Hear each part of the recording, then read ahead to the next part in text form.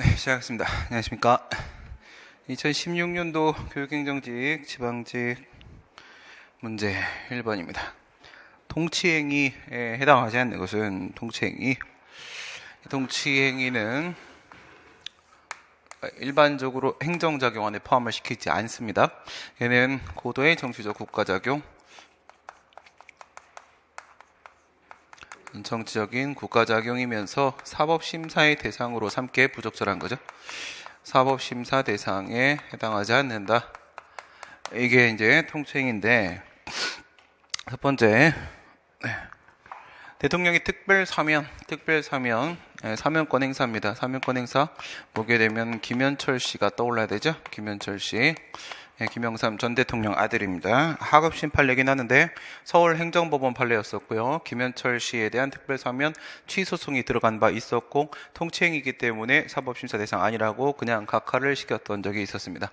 남북정상회담 이렇게 들어가시게 되면 대북송금행위하고 비교하셔야 되겠죠. 대북송금행위, 임동원 씨 생각을 하시고, 대북송금행위 남북정상회담 자체는 이거는 노무현 전 대통령 때가 아니고 6.15 공동선언 나왔을 때죠. 대북송금행위 이거는 통치행위가 아니고 얘는 사법심사가 된다고 했었습니다. 사법심사가 가능하다. 가분행위 이론입니다. 가분행위 이론. 얘하고는 남북정상회담하고 대북송금행위는 분리가 가능하다. 대북송금이 없었더라면 남북정상회담이 불가능했을까? 그건 아니었다라는 거죠. 송금이 없었어도 정상회담은 가능했었습니다. 얘는 통치행위가 맞습니다. 남북정상회담 얘는 통치행위가 맞고, 뒤에 거 얘는 대북송금행위는 통치행위가 아니다. 이렇게 봤었던 거고, 그때 당시에 이제 기획재정부 장관한테 신고를 안 했다. 기재부 장관 쪽 신고를 당시에 안 했고, 그 다음에 통일부 장관의 승인을 받지 않았다라고 했었고요. 통일부 장관의 승인을 받지 않았다. 얘는 기획재정부 장관, 기재부 장관이고요. 기재부 장관한테 돈 주는 거니까 신고를 했어야 되는 부분이고, 남북관계 문제이기 때문에 통일부 장관의 승인을 받았어야 되는데 받지 않았다라고 얘기했었고, 긴급재정경제명령 같은 경우는 금융실명제 사건 얘기하는 거죠. 금융실명제 사건은 1993년도 김영삼 전 대통령 얘기했던 것이고, 이거는 헌법제 76조에 있는 긴급관행사에 있었습니다. 여기서 이제 헌법재판소 쪽이었었고요. 얘는 헌법재판소 쪽에서 여지를 좀 남겼죠. 국민의 기본권 보장을 그 본래적 사명으로 하는 헌법기관으로서 헌법재판소는 기본권 침해의 직접성이 인정되면은 심사를 할 수 있었다. 심사가 가능했었다라고 하면서 이 부분은 그런 문제가 아니다. 기본권 침해의 직접성이 인정되는 경우가 아니다라고 해서 여지를 남겼던 부분, 그 부분이 또 문제가 많이 출제가 되고요. 근데 이제 서운 취소는 장지현 씨 사건이었었는데, 장지현 시일야 방성대고, 장지현 씨 사건에서 이제 처음에 촉발이 됐던 문제인데요. 장지현 씨의 친일 행각이 밝혀짐에 따라서 그래서 서운을 박탈을 했었습니다. 그런데 최근에는 친일 반민족 행위자 조사위원회가 있죠. 친일 반민족 행위자 친일조사위원회가 있는데, 위원회에서 친일 행위를 했다라고 결정을 내리면 그러면 이런 식으로 친일 행각이 인정이 돼서 그래서 서운 박탈까지 보통 연결이 됩니다. 서운 취소로 이렇게 연결되는데, 이런 경우가 너무 많아요. 지금은 너무 많고요. 대표적으로 어떤 경우도 있냐면, 지금 같은 경우 김성수 씨라고 있습니다. 김성수 씨가 누구야? 김성수가 누구냐면 우리 학교 저거예요. 인촌 김성수. 고대 만든 사람인데, 지금까지 이 사람이 뭐였냐면 건국이었습니다. 이 사람이 건국. 건축이 아니라 건국. 건국 공로를 인정을 받아가지고 서운을 받았던 적이 있었습니다. 이제 이게 지난달에 박탈이 됐었거든요. 건국 공로를 인정을 해서 서운을 수여하는 경우도 있겠고, 아니면 어저께가 3.1절이죠. 독립유공을 인정을 해서 그래서 서훈을 수여하는 경우들도 있습니다. 근데 이제 친일 행각이 발견되면은 그게 이제 서훈을 유지할 수가 없으니까. 근데 여기서 지금 판례가 얘기했던 게 뭐냐면 원심 판결이 있었습니다. 원심 판결이 서훈 결정은 통칭이 맞아요. 서훈 결정은 서훈 수여하는 행위는 통칭이가 맞습니다. 통치행위라고 봐야 되는데 서훈 취소에 대해서도 하급심 판결이 하급심 원심에서 저거는 통치행위이기 때문에 심사할 수 없다라고 얘기했는데 대법원에서 이게 대통령이 행정부 수반의 지위에서 행위하는 게 아니고 국가 원수의 지위에서 행위하는 게 맞기 때문에 그래서 이제 하급심에서는 통치행위다라고 봤던 건데 국가 원수의 지위에서 행위하는 것은 맞지만 그렇다 하더라도 서훈 취소는 권리와 밀접한 관련을 맺고 있기 때문에 사법심사 대상에서 제외시킬 이유가 없다라고 했습니다. 이걸 깨버렸습니다. 그게 고도의 정치성을 띠고 있다고 하더라도 이거는 사법심사의 대상에서 제외할 만한 문제는 아니다라고 하면서 서훈 취소에 대해서는 사법심사를 인정을 했었다. 다음 문제 보시게 되면 계획재량의 행사가 위법하게 되는 경우를 모두 고른 것은 계획재량에 대한 얘기는 더 이상 설명할 부분이 없겠죠? 그냥 넘어가도 무방한 문제입니다. 재량행위 같은 경우에는 재량이라는 게 우리가 일반적으로 얘기하는 일반재량이 있고 일반재량은 재량권의 범위 내에서는 적법, 위법의 문제가 발생하지 않죠. 정당부당의 문제만 발생을 하게 되니까 성문법으로는 안 됩니다. 그래서 불문법 적용을 시키는 거 행정법의 1번 원칙 조리법 얘기하는 거고요. 조리법 적용을 시키게 되는데 얘들 같은 경우에는 경찰재량이나 계획재량은 행정재량보다 광범위한 재량권이 인정이 되고 광범위한 재량권 중에서도 계획재량이라고 하게 되면 이건 사실 재량의가 아니죠. 얘는 재량이 아니라 형성의 자유입니다. 형성의 자유. 가장 넓습니다. 가장 형성의 자유에 해당한다. 그래서 얘네들 같은 경우에는 특유의 한계 법리들이 따로 존재하고 있고 경찰법상 1번 원칙, 형량명령 원리 이런 것들이 존재하죠. 그러니까 비례원칙하고 비교를 하시게 되면 이 부분은 비례원칙이랑 상당히 비슷해 보이죠. 이 부분은 공익과 사익을 비교형량한다. 이 부분은 상당히 비슷해 보이는데 근데 비례원칙과는 다른 겁니다. 차원이 다른 겁니다. 형량명령 원리는 비례원칙의 일종이 아니다라고 했죠. 그래서 별도의 계획재량이라는 것을 따로 인정하는 겁니다. 따로 인정하는 것은 별도의 형량명령 원리가 존재하기 때문이다.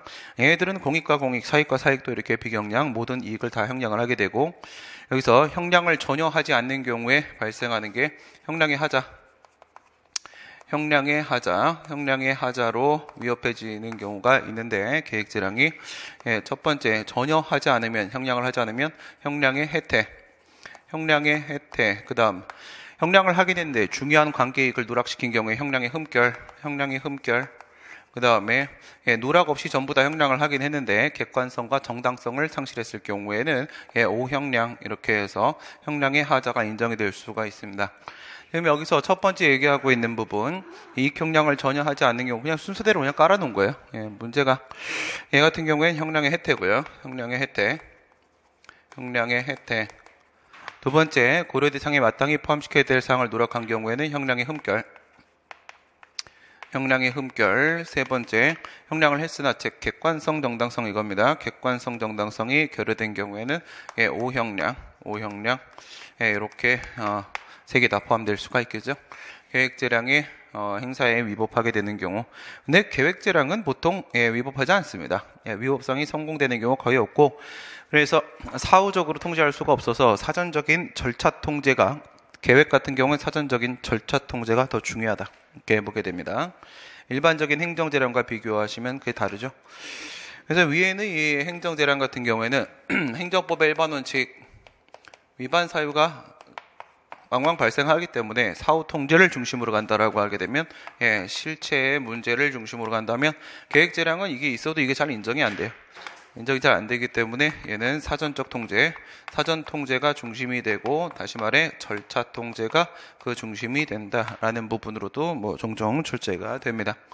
행정입법에 관한 설명으로 옳은 것은 위법한 법규 명령은 무효가 되는 것이다. 위법이다.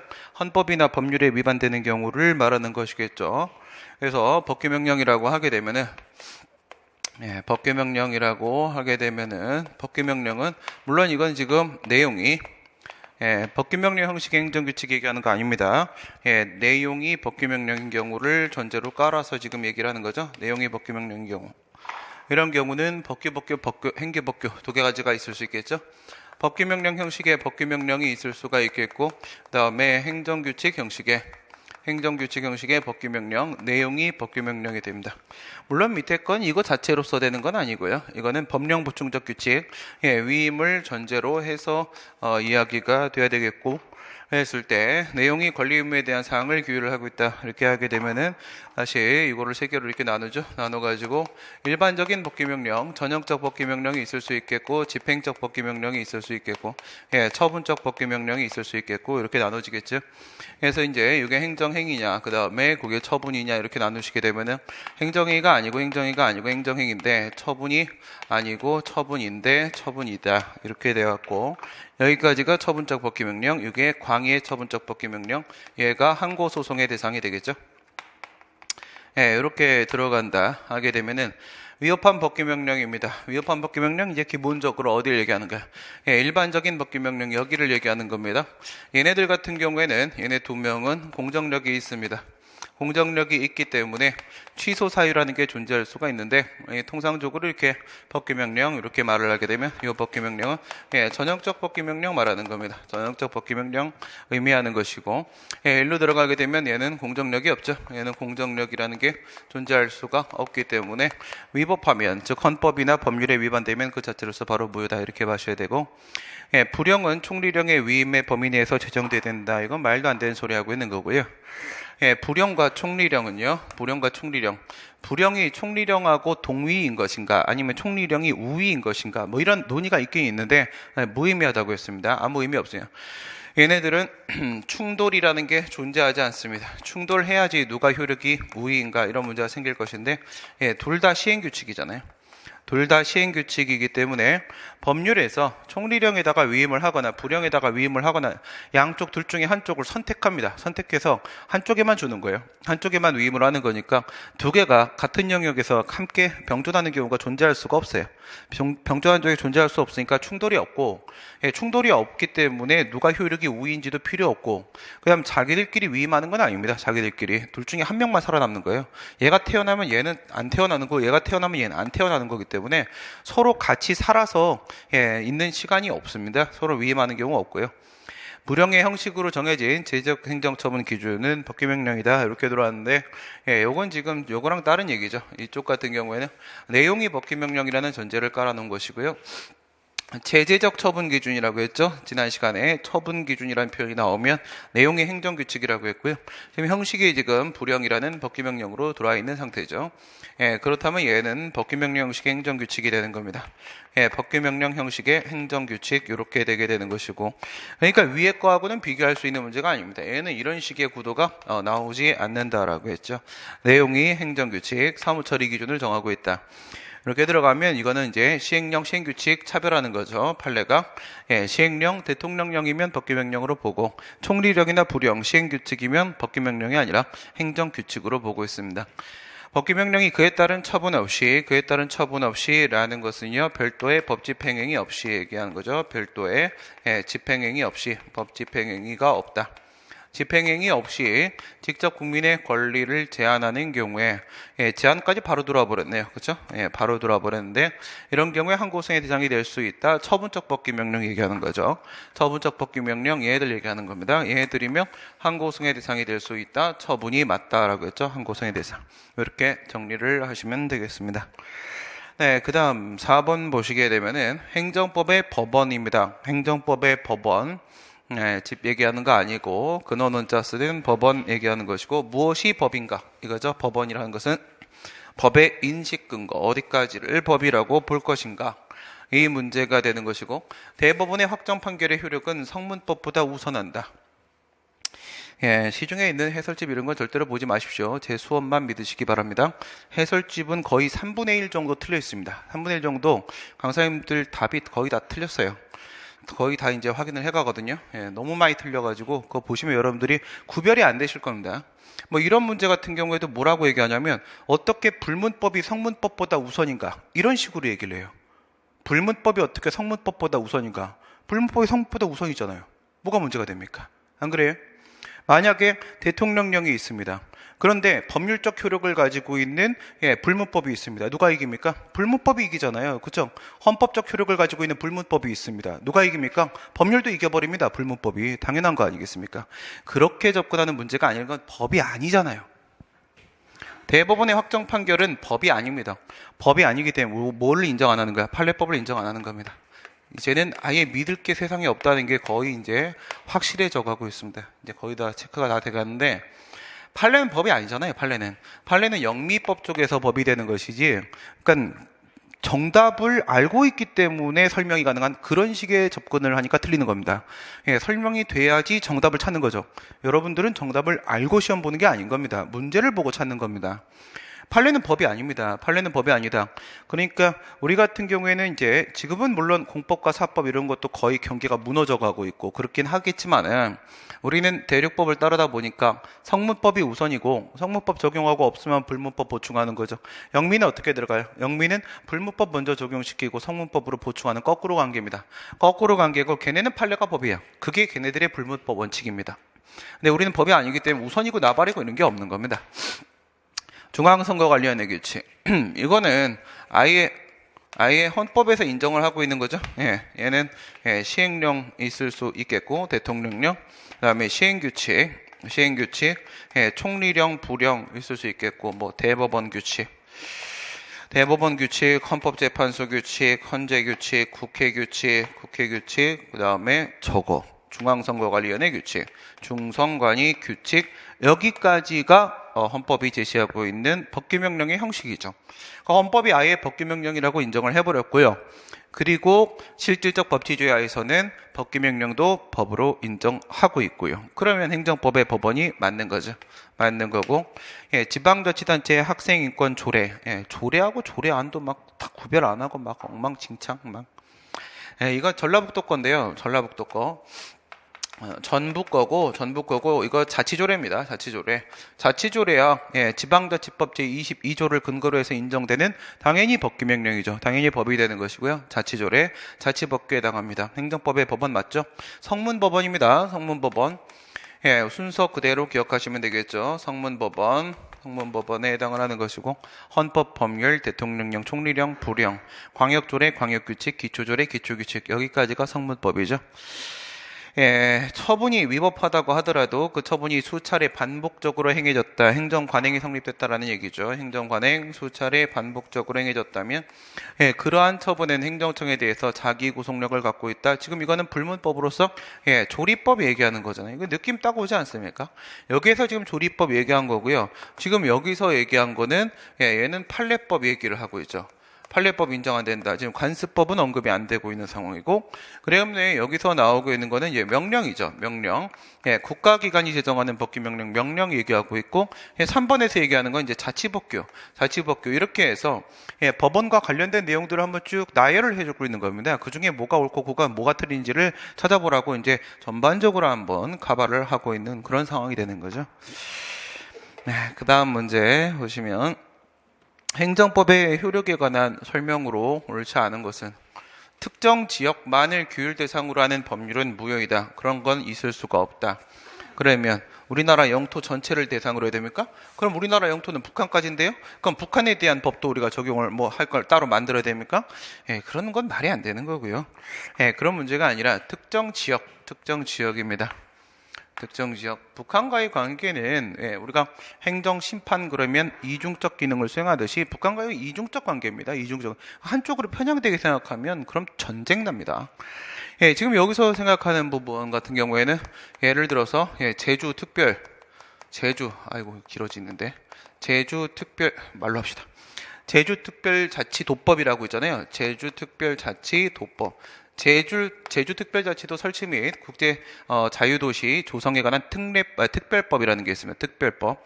제주특별자치도, 제주도 얘기하는 거죠. 설치. 그다음 거기가 뭐야? 국제 자유도시죠. 국제 자유도시로 조성을 하기 위한 특별법이라는 게 있는데, 이건 어디만 적용돼요? 제주도만 적용되죠. 그렇죠? 우리 본토에는 적용 안 됩니다. 그 다음에 또 뭐도 있어요. 뭐 수도권 정비법. 그렇게 되면 이 수도권, 서울하고 경기도 이쪽 부분만 적용되는 그런 법도 당연히 만들어질 수 있는 거고요. 행정법령은 대인적 효력, 예, 누구한테 적용할 것인가? 사람 얘기하는 거죠, 사람. 예, 누구한테까지 적용할 것인가와 관련돼서 속인주의, 속지주의 이런 게 있죠. 속인주의, 속지주의. 예, 속지주의는 뭘 기준으로 하는 거야? 영토를 기준으로 하는 겁니다. 영토를. 그 다음에 요거 이제 비교되는 게 속인주의. 예, 속인주의. 예, 속인주의는 뭐를 원칙으로 하는 거예요? 뭐요? 얘는 국적이죠. 국적을. 예, 그래서 뭐 다른 나라 갖고 우리는 도박하다 걸리면 우리도 처벌받죠. 그렇죠? 그런 게 속인주의 되는 거예요. 속인주의, 국적을 기준으로 한다. 형법에서도 속지주의가 원칙이고 속인주의가 예외입니다. 우리도 마찬가지로 우리도 속지주의가 원칙입니다. 우리도 속지주의가 마찬가지로 원칙이 된다. 예, 안 그러면 남의 주권을 침해할 가능성이 상당히 크잖아요. 그렇죠? 속인주의 그러면 딴 나라가 있는 우리나라 사람들한테 다 우리 법 적용시키고 그러면 예, 문제가 생길 수 있겠죠. 대통령령은 특별한 규정이 없으면 이거는 법령 등 공포에 관한 법률 얘기하는 거죠. 전에도 한번 나왔었죠. 법령공포법, 법령 등 공포에 관한 법률, 띄어쓰기 안 했습니다. 에 보게 되면은 이게 13조에 2가 있다고 했죠. 13조 같은 경우에는 얘네가 이제 법규명령 애들 얘기하는 거예요. 법규명령. 대통령령, 총리령, 부령 얘기하는 겁니다. 대통령령, 총리령, 부령. 예, 대통령령, 총리령, 부령 이런 아이들은 원칙적으로 뭐 다른 법률에 특별한 규정 있으면 뭐 따라가야 되는 거고 뭐 없으면 어쩔 수 없이 그냥 20일이다. 20일 이상 지나야지 효력이 발생한다 이렇게 되어 있는데 이런 거 말고 권리제한 의무부가 국민의 권리제한이나 의무부가 내용을 담고 있으면 권리제한 의무부가 이렇게 들어가면 언제 조금 달라지죠. 예, 얘는 30일 이렇게 30일 문제도 출제된 적이 있죠. 30일 이상 지나야지 효력이 발생한다. 뭐 아무 말 없으면 20일 13조 처리하시면 되는 거고.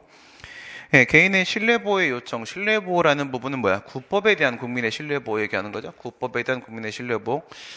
보다 우선하는 심히 중대한 공익상의 필요가 있다라고 하게 되면 공익상의 사유가 있다라고 하게 되면 소급 입법을 정당화하는 경우에는 예외적으로 진정 소급 입법입니다. 진정 소급 입법 오리지널이죠. 오리지널. 그래서 법령을 개정하기 위한 공익상의 요청이 있고, 그 다음에 이제 국법에 대한 국민의 신뢰보호, 국민의 신뢰보호라는 사익의 측면이 이렇게 충돌을 한다라고 했을 때 소급 입법하게 되면 서로 당연히 충돌의 상황이 발생할 수가 있고요. 이랬을 때 이 신뢰보호가 이기는 쪽 기본적으로, 그 다음에 법령 개정의 공익상 필요가 이기는 쪽, 얘가 뭐가 되는 거예요? 얘가 이쪽에 이기는 게 이게 진정소급 입법이죠. 이게 진정소급 입법, 그 다음에 소급 적용 이렇게 되는 거고 얘는 부진정이죠.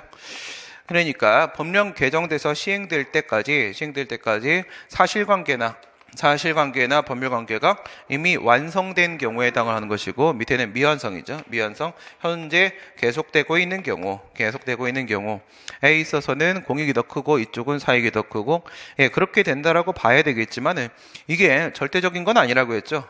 이게 진정이라고 할지라도 여기도 예외가 있을 수 있고요. 예외가 소급이 허용될 수 있고 부진정은 소급이 원칙이죠. 이건 소급이 아니에요. 사실은 소급이 아니라 신법을 적용하는 게 원칙이죠. 여기에도 예외가 있어서 국법을 적용해야 되는 경우도 있을 수 있는데 지금 예외를 던지는 거잖아요. 원칙은 거의 문제가 출제가 안 되죠. 이거 원칙은 누구나 알고 있기 때문에 예외로서 공익이 더 크다는 거야. 법령 개정의 공익이. 이 법령 개정의 공익이 신뢰보호를 깨버렸다. 얘가 훨씬 더 커져버렸다 하게 되면 아무리 진정이라고 할지라도 부진정과 똑같이 가져야 되는 거니까 신법을 적용하는 게 맞습니다. 소급을 하는 게 허용될 수가 있다. 항상 예외 쪽으로 문제가 출제가 되고 있습니다. 행정법 관계에 관한 설명으로 옳은 것은 기간의 계산에 관한 초일의 산입이 안 된다 뭐 이런 얘기인가? 원칙상 산입하여 계산한다? 초일을? 큰일 나죠. 초일을 산입하면 안 됩니다. 초일을 산입을 안 하는 이유가 뭐예요? 초일 불산입의 원칙 얘기하는 거죠. 초일 불산입의 원칙을 얘기하는 건데 이제 공법 관계잖아요. 진짜 행정법 관계는 공법 관계와 같은 말이죠. 공법 관계는 행정법 관계를 말하는 거죠. 이렇게 했을 때 공법관계는 예, 흠결 영역이 많단 말이에요. 이 흠결 영역에 대해서 관련 규정도 없다. 그럴 때 사법 규정을 유추 적용하는 경우들이 있을 수 있겠죠. 예, 사법 규정을 유추 적용을 한다. 얘를 이제 유추 적용을 합니다. 예, 유추 적용을 할 때 일반법 원리적 규정이라고 하게 되면은 일반법 원리적 규정. 일반법 원리적 규정에는 두 가지가 있을 수 있죠. 예, 첫 번째는 법기술적 규정이 있을 수 있겠고요. 법기술적, 지금 얘기하는 거, 주소, 거소, 날짜, 시간, 계산, 뭐 이런 것들 얘기하는 겁니다. 법기술적 규정이 있고, 그 다음에 일반법 원칙적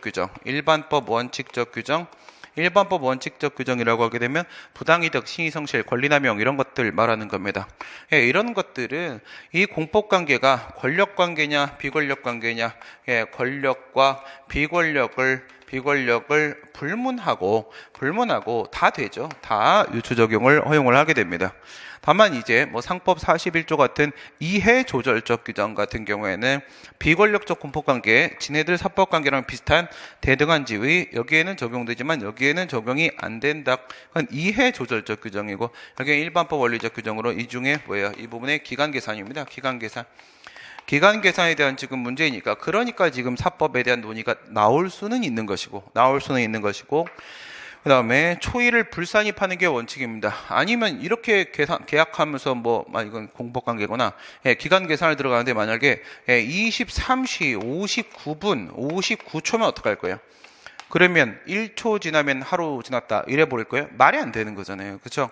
그래서 그 기간을 하루를 온전히 보장해 주기 위해서 첫날은 빼고 다음 날부터 카운팅 들어가자. 이렇게 하는 게 이제 초일 불산입이 되는 것이죠. 근데 여기서 이제 이런 것도 나올 수가 있겠죠. 장난 돌아버리면 일이잖아요. 일. 예, 일이라고 하게 되면 일이 적용될 수 있는 건 뭐가 있어요? 일이 있을 수 있고, 주가 있을 수 있고, 월이 있을 수 있고, 연이 있을 수 있겠죠. 이런 것들이에요. 일보다 커줘야죠. 하루보다 커줘야지 초일 불산입이라는 문제가 생길 수가 있는 거죠. 그런데 기간 계산하는데 이거 말고 이런 것도 있잖아요. 예, 시, 분, 초 이런 거 계산할 때 어떻게 하겠어요? 이건 이미 1보다 작잖아요. 1보다 작기 때문에 이럴 때는 초일불산입이라는 문제 자체가 발생하지는 않습니다. 발생하지 않을 때 이런 거는 그냥 즉시 계산 시작 이겁니다. 5분 그랬는데 야 5분 뒤까지 갖고 와. 그랬는데 5분 그랬더니 내일부터 계산해서 5분? 이럴 수는 없는 겁니다. 그렇죠? 이건 즉시 들어가는 거고요. 그럼 이러면 어떻게 될까? 이러면 초일을 불산입 이런 상황인데, 근데 이제 시간 계산의 시작이 0시입니다. 0시 빵빵빵이에요. 빵빵빵. 예, 빵빵빵. 0시 0분 0초에서 시작이 된다. 24시에 그때 시작하면, 그러면 이건 초일 산입입니다. 이럴 땐 초일 산입이죠. 당연히 산입해야죠. 온전히 하루 다 보장한 거 맞잖아요. 그렇죠? 판례에 따르게 되면 국유재산 중에 일반 재산은 시효취득의 대상이 되지 않는다. 시효취득이라는 것은 국가 소유 재산에 대해서 사인이 소유권 가져가는 거잖아. 사인이 소유권 가져간다. 사건 설정이 가능해야 됩니다.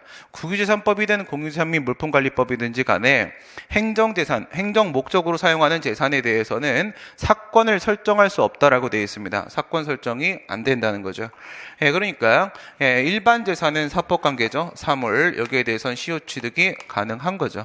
행정재산이 사건 설정이 안 되니까 시효취득이 안 되는 겁니다. 민법 245조 얘기하는 겁니다. 245조에 시효취득 얘기하는 거죠. 취득시효, 그 다음에 소멸시효 중에서 지금은 취득시효 쪽입니다. 취득시효, 권리가 발생하는 쪽이죠. 권리가 소멸하는 쪽이 소멸시효가 되는 것이고, 자연인의 공법상 주소지는 다른 법률에 특별한 규정이 없는 한 한 개소로 한다. 이렇게 되면 보는 순간 주소지, 주민등록법 생각 떠올리시면 되겠죠. 주민등록법입니다. 이건 뭐 얘기하는 거야? 단일 주소의 원칙 얘기하는 거죠. 단일 주소의 원칙. 주소는 한 개다. 그 얘기는 우리 주민등록 전입 신고할 때 신고는 이중신고 안 되죠. 이건 반대로 돌리면 이중신고 금지 원칙을 얘기하고 있는 겁니다. 단일 주소가 원칙이다. 이중신고는 안 되는 것이다. 이 주민등록 전입 신고에 대한 문제 여러 번 출제되는데, 이거는 주민등록법 제10조에 있어요. 10조에 있는데 10조 2항에 이 말이 나와요. 10조 2항에 보게 되면 신고는 한 번만 하자. 단일 주소로 가자라고 되어 있습니다. 10조가 주민등록 전입신고 2항에 이 내용이 나와 있고, 금전의 급부를 목적으로 하는 국가의 권리로서 시효에 관해 다른 법률이 예, 없는 경우라고 하게 되면 국가 쪽이네요. 국가 쪽.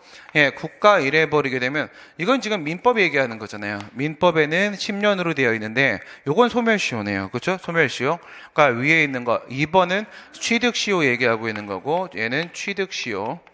예, 권리를 가져가는 기간 얘기하는 거고 얘는 소멸시효. 예, 권리가 소멸되는 기간 얘기를 하고 있는 것이죠. 그랬을 때 민법에서는 10년이라고 되어 있지만 우리 같은 경우에는 예, 국가 쪽이라고 하게 되면 국가재정법이라는 법이 있고 예, 지방 쪽이라고 하게 되면 지자체는 지방재정법이라는 게 있죠. 지방재정법. 둘 다 5년입니다. 둘 다 5년입니다. 5년 이렇게 되어 있고 얘가 96조, 얘가 82조 이렇게 되어 있어요. 예, 5년. 그래서 뭐 예를 들어서 질서위반 행위규제법 이런 거 같은 경우에는 과태료를 부과할 때 거기서 직접 5년이라고 규정을 하고 있고 예, 그렇게 안 돼 있다 할지라도 예, 국가배상 청구송 이럴 때도 마찬가지잖아요. 5년이잖아요. 그렇죠? 예. 다 우리의 공포관계는 예, 특별한 규정이 없는 이상 5년이 되는 것이고 예, 이거보다 짧은 기간이 있을 때는 그 개별법 규정을 적용할 수도 있습니다. 이거보다 짧아야 됩니다. 7번 예, 행정청의 재량권에 관한 설명으로 옳지 않은 것은 재량권의 일탈 남용이 있으면 위법하다. 예, 우리 판례가 말하는 다툼이 있으면 판례에 의한다.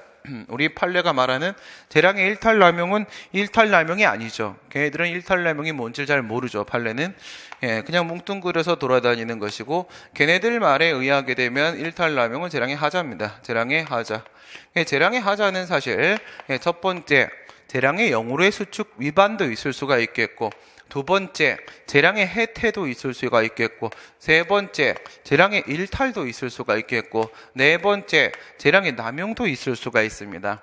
재량의 영으로의 수축 위반이라는 것은 예, 법률상으로는 재량행위인데 근데 사건 안에서는 기속행위로 파악할 때 얘기하는 것이고 재량의 혜택 여기서 이런 문제도 있습니다. 이런 문제도 재량을 혜택했다 이익 경량을 안 했다라는 얘기죠. 그 얘기는 재량은 재량인가 아니다 재량은 의무다가 맞는 질문. 재량은 의무가 맞습니다. 무하자 재량에서 의무 얘기하는 게 아닌 겁니다. 하자 없는 재량권 행사를 하라고 하는 얘기가 아니라 재량 자체가 바로 뭐라고요? 의무라는 거예요.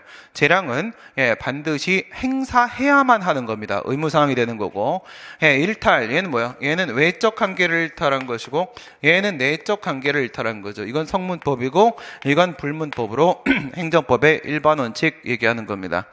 예, 구주택건설 촉진법상 주택건설 사업계획성 이건 특허잖아요. 그렇죠?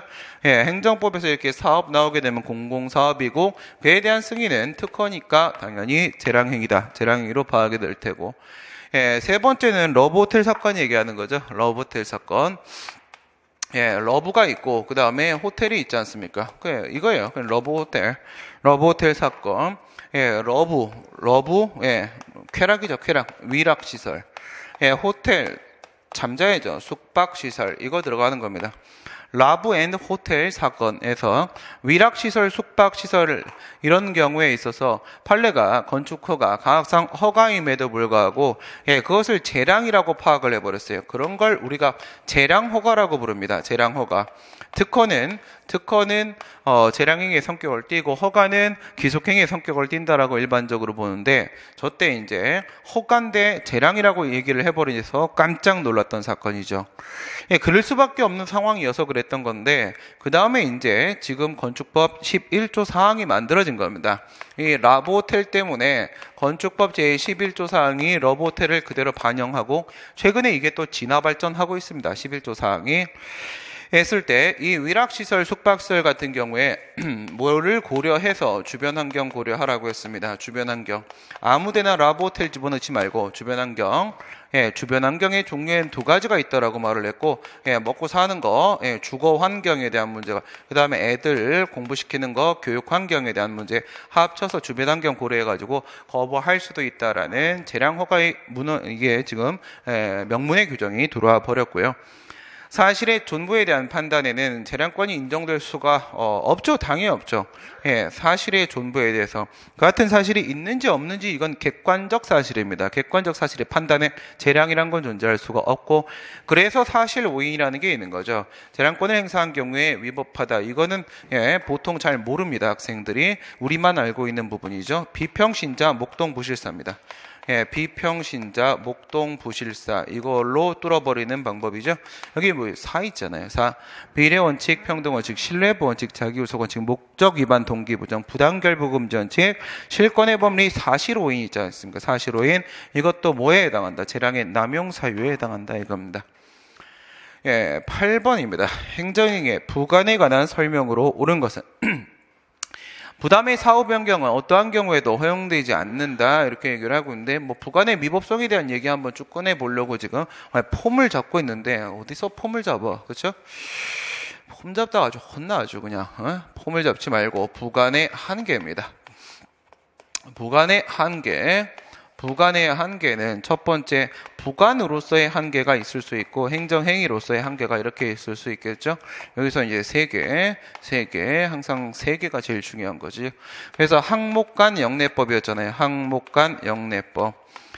항상 목간통은 영내에서만 하는 법이죠. 항목간 영내법 이렇게 들어가게 되면 첫 번째가 사항적 한계고요. 두 번째가 목적상 한계고 세 번째가 시간상 한계죠. 사항적 한계. 사항적 한계는 부당결부금지원칙 얘기하는 거였었고요. 부당결부금지원칙. 그 다음에 목적상 한계. 목적상 한계는 너무 심한 거 아니야? 비례원칙 얘기하는 것이고, 본질적 목적을 해서는 안 된다. 시간상 한계. 부관은 주대행정을 할 때 함께 붙여야 되는 것이다. 시간상 한계는 신뢰보호원칙 얘기하는 겁니다. 신뢰보호원칙 얘기하는 거고, 얘는 법령상 한계. 이건 따로 없죠. 얘는 내용상 한계. 내용상 한계는 명확성, 실현 가능성. 얘는 일반법 원칙상 한계. 일반법 원칙상 한계. 행정법의 일반 원칙 나머지 거에 위반하지 말라 이렇게 들어갔고요. 부담만 그런 게 아니라 부관 다 그런 거고요. 부관 다 원래 시간상 한계, 신뢰보원칙, 주대행 처분을 할 때 함께 해줘야 되는 건데, 부관의 사후 변경 또는 사후의 부관 붙이기는 원칙적으로 인정이 될 수 없죠. 국민의 법률 생활의 안정성을 너무 심각하게 깨는데, 어떠한 경우에도 그럼 무조건 틀린 거죠. 이 부분에서 예외 사유가 인정이 될 수 있는 게 바로 명보동사죠. 명보동사. 제 친구 명보라고 있다고 했습니다. 명보가 동사에서 죽어버렸습니다. 다시 부활하기를 기도합니다. 이게 바로 뭐예요? 사후부관에 대한 명문의 근거가 있어야 된다. 그 다음 사후부관에 유보가 있다. 상대방의 동의가 있다. 이 부분은 판례가 추가한 거였었고, 사정변경이었었죠. 사정변경. 사정변경 때문에 아예 철회 처분을 하는 이보다 사후부관 하나 더 붙이는 게 덜 침익적이다. 기부채납의 부담이 위법하면 부담의 이행으로 행해진 기부채납 조건 얘기하고 있는 건데, 요번 건 좀 싱겁게 나왔네요. 기부채납 조건이 있고, 그것 때문에 기부채납 행위가 있었다 그랬죠. 기부채납 행위가 있었다. 이렇게 들어가게 되면 기부 체납은 특별한 사정이 없는 한 원칙적으로 부담이 되는 거죠. 부담에 해당을 할 테고, 기부 체납의 행위에는 증여계약이죠. 사법상 계약행위인데 중요한 부분은 바로 뭐예요? 얘네들은 별개행위다. 별개행위다. 그래갖고 주로 문제가 나왔던 것은 앞에 게 이 부관이 얘가 무효라고 해서 얘가 무효가 되는 것도 아닌 것이고, 그 다음에 얘가 취소가 되었다라고 해서 얘가 실효가 되는 것도 아닌 것이고 그랬는데, 지금 여기서 뭐예요? 얘가 위법이라고 해서 얘가 위법이 되는 것도 아니다라는 얘기, 조금 요 얘기를 하려고 하는 거예요. 기부채납 부담이 위법하면 부담의 이행으로 행해진 사법상 매매 등도 당연히 위법하게 되는 것이다. 위법하게 된다. 아니죠. 그렇죠? 서로 별개예요. 별개 문제다. 부관은 주된 행정과 형식적 관련성이 있으면 족하다. 형식적 관련성, 뭐 아무거나 다 우기면 다 형식적 관련성이지 뭐. 예, 그게 아니라 뭐가 나오고 있습니까? 예, 부당결부 금지원칙. 이건 주된 급부와 반대 급부 사이에, 주된 급부와 반대 급부 사이에 실질적 관련성이 있어야 되는 거잖아요. 실질적 관련성. 그 안에는 원인적 관련성과 목적적 관련성이 포함되고요. 주대행정이 목적으로부터 자유롭다. 그럼 막 붙이자는 얘기잖아요. 그냥 국민은 마구 때려도 된다라는 전제를 깔면 자유당이죠. 그렇죠? 자유한국당 얘기를 하고 있는 건데 그 얘기가 아니라 비례원칙, 목적상 한계 이거 얘기하는 거죠. 주된 행정행위의 본래 목적을 해하는 경우에는 부관이 허용될 수가 없다. 부담은 행정청에 행정처분을 하면서 일방적으로 부과할 수도 있지만 예, 원래는 일방적으로 부과하는 거죠. 예, 이건 행정행위의 내용으로 나오는 것이기 때문에 일방적 결정이 행정행위 아닙니까? 부담을 부과하기 이전에 상대방과 협의해서 부관의 내용을 협약 공법상 계약 얘기하는 것이고요. 요즘에 뉴스에도 협약 많이 나오대 공법상 계약으로 정해놓고 그리고 또 부관으로도 다시 확인하고 이렇게 하는 거 뭐 상관없습니다. 계약이야 뭐 그냥 하면 되는 거죠. 그죠? 행정행위의 하자 승계에 관한 설명으로 옳지 않은 것은 먼저는 이제 전통적 하자 승계론에 따라 가지고 예, 전통적 하자 승계론은 뭡니까? 선행 처분과 후행 처분이 하나의 법적 효과 완성을 목적으로 하는 경우에 한해서 하자 승계가 인정된다. 먼저 전제 조건 깔으셔야 되겠죠. 전제 조건. 국민의 권리구제에 심각한 사각지대가 발생을 했다라는 얘기가 되는 것입니다. 그래서 앞에 있는 선행행위가 이렇게 있겠고 선행행위가 후행행위와 연속해서 행해지고 있다. 2개 이상의 행정행위가 연속해서 행해져야 된다. 기본적으로 이거 깔아주셔야 되고요. 그 다음에 연속이라는 게 그냥 앞뒤 있다 그거 아니라고 했죠. 이 앞에 있는 거의 효력이 뒤에 있는 거 요건 구성할 때 우리가 연속했다라고 말하는 겁니다. 여기를 쳐버리는 소독약 문제도 있고요. 네, 이렇게 들어갈 때 첫 번째는요. 선행행위하고 선행행위도 처분이어야 하고 그 다음에 후행행위도 역시 처분이어야 하며 그 다음 두 번째 이제는 선행처분이죠. 예, 선행처분에 예, 위법한데 취소 사유에 위법이 있어야 되고 그 다음 세 번째 선행처분에 불가쟁력이 발생해서 이 부분이 포인트다. 불가쟁력 이 부분이 포인트하고 그 다음에 네 번째 후행처분은 예, 그 자체로서 고의한 위법이 없고 적법한 것이 된다. 예, 지금 대집행 계고 처분과 대집행 영장 발부 통보 처분 같은 경우에는 예, 철거명령 들어가시고요. 철거명령 했는데 자진 철거를 안 하고 불이행을 하고 있다. 행정 대집행 들어가시고요. 예, 대집행의 계고가 있고 대집행 영장 통지 확정이 있고 예, 대집행 실행 강제 철거 들어가고 비용 납부 명령 5조 6조 아닙니다. 5조 이렇게 들어가고 했을 때 얘네들이 뭐기 때문에 그렇다고 했어요. 1년의 단계적 절차를 구성하고 있기 때문에 얘네들은 하나의 법적 효과를 완성하는 것으로 볼 수가 있다. 하자 승계된다. 하나의 행정작용으로 국민에게 인식될 수 있다. 광고물에 대한 자진 철거 명령과 영장 발부 통지, 자진 철거 이해하고, 그다음에 대집행 영장 발부 이해하고, 하자 승계가 부정된다. 그렇죠. 이거 하고는 안 된다. 1년의 단계적 절차가 아니라고 보고 있고요. 하자의 승계가 인정되기 위해서는 선행의 후행이 모두 불가쟁력이 발생해야 된다. 예, 지금 이 부분에 불가쟁력이 발생해야 되죠. 얘를 다툴 수가 없어야 됩니다. 이쪽에 위법이 있는 겁니다. 얘는 적법인 겁니다. 이렇게 돼 있는 겁니다. 예, 위법한데 저걸 다툴 수가 없는 겁니다. 그런데 후행 처분에 불가증력 발생하면 어떻게 할 겁니까? 앞뒤 다 막혀버렸는데 이거는 말장난이네요. 그렇죠? 어떻게 할 수가 없잖아요. 하자 승계한 다음에 얘도 못 다투니까 이렇게 끝나는 거예요. 하자 승계가 인정되기 위해서는 선행행위와 후행행위가 모두 항고소행에 제기되는 처분이어야 된다. 그렇죠? 앞에 게 처분이 아니면 당연히 승계되니까 문제가 안 되고 뒤에 게 처분이 아니면 여기다가 쟁송 제기 자체가 전혀 안 되는데 승계시켜서 뭐 하겠습니까? 그렇죠? 그런 얘기고 그 다음 마지막 문제입니다. 행정의 하자와 관련한 판례 내용으로 옳은 것만 고른 것은 법률상의 청문을 요하는 행정처분의 경우에 법률상의 청문이라고 했습니다. 지금 뭐 얘기하려고 하는 겁니까? 지금 명료 탈취 얘기하려고 하는 거죠. 명료 탈취입니다. 그래서 개별법상에 명문의 규정이 있을 때 행정청이 필요하다고 인정했을 때 탈취, 자격박탈이나 허가 취소 같은 경우에는 청문을 실시하도록 우리 행정절차법 22조 1항에 나와 있죠. 그 중에서 이제 명문의 근거가 있다 이겁니다. 개별법에 법률에 청문을 요하는 행정처분에 뭐 식품위생법에 허가 취소 이런 것들 얘기하는 거죠. 청문 절차를 결의한 하자는 청문 절차, 행정절차법상의 청문 안 거치게 되면 100% 취소 사유를 보고 있죠. 1의 예외도 없습니다. 다 취소 사유죠. 이건 의견 청취 전부 다 사전 통지 마찬가지, 이유 제시 마찬가지 전부 다입니다. 취소의 제기간 경과에 확정력이 발생을 한 행정처분에 대해서 그 처분의 근거가 된 법률에는 위헌 결정에 소급표가 인정되지 않는다. 소급표 확정력이 발생했다. 불가증력이 발생했다 이거죠.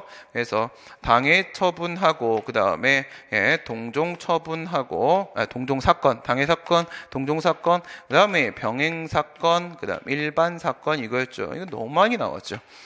그리고 나서 이제 불가쟁력이 발생을 했느냐, 안 했느냐, 안 했느냐, 했느냐, 안 했느냐, 했느냐, 이렇게 했을 때, 그 위헌 결정의 계기를 마련한 사건, 당해 사건, 그 다음에 위헌위법 명령규칙 심사도 위헌법률 법률이네요. 위헌법률 심판, 재청 또는 재청 신청까지 들어가 있는 규범 통제 단계에 있는 사건, 그 다음 그 처분에 대한 취소송 들어가서 불복하고 있는 사건, 아직까지 권리 위에 잠을 쳐 자고 있긴 하지만 일어날 수 있는 사건, 아예 꿈을 꾸고 있는 사건, 꿈을 꾸고 있는 사건은 소급표 줘도 못 먹죠.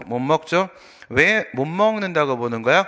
얘는 쟁송 취소가 안 되는 거잖아요. 불가쟁력이라는 건 쟁송 취소가 안 된다.